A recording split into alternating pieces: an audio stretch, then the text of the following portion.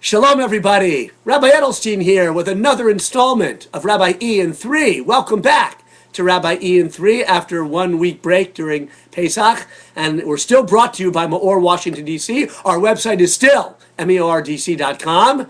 Check it out. And we're back. Okay. So I'm not ready to leave Egypt yet. You know, we got out of Egypt, each one of us spiritually on Pesach. We talked about that. But I'm not quite, I left Egypt, but I'm not ready to leave the subject of leaving Egypt. And you know what? We don't really have to, because Pesach is linked to the next holiday, Shavuos, by a process called counting the Omer. From the second day of Passover, we actually count the days, 49 days. Then the 50th day is Shavuos, when we as a people got the Torah, and we re-experience that spiritually every year.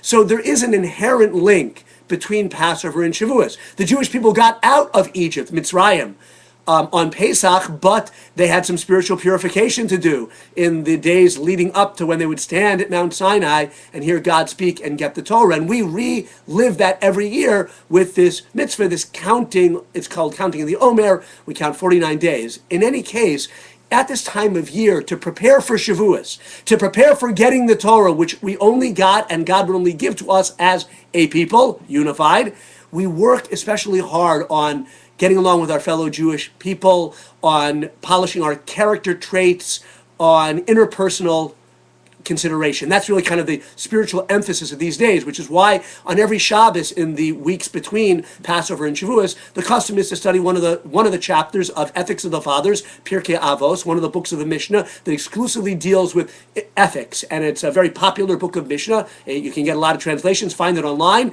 So this Shabbos we'll read chapter 1 of Pirkei Avos of Ethics of the Fathers, and one of the teachings in that chapter, and I'm only going to give you one part of one of the teachings. It's by Shammai. Shammai was a contemporary of Hillel, famous rabbi. Shammai was also a famous rabbi. And Shammai said, actually, I'll read to you the whole statement, or I'll say it to you.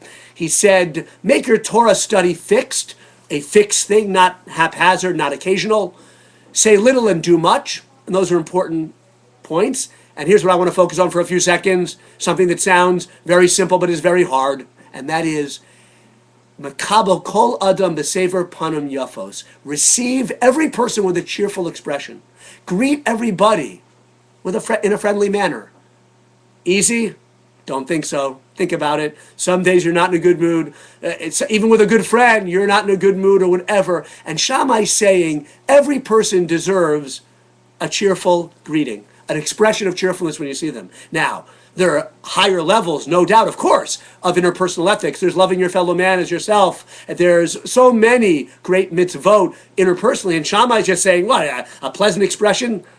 A great rabbi of the earlier generation said it took him several years to really master that trait. You have to overcome your negative self sometimes in your lower nature to greet people with a friendly expression. I'm already over 3 minutes.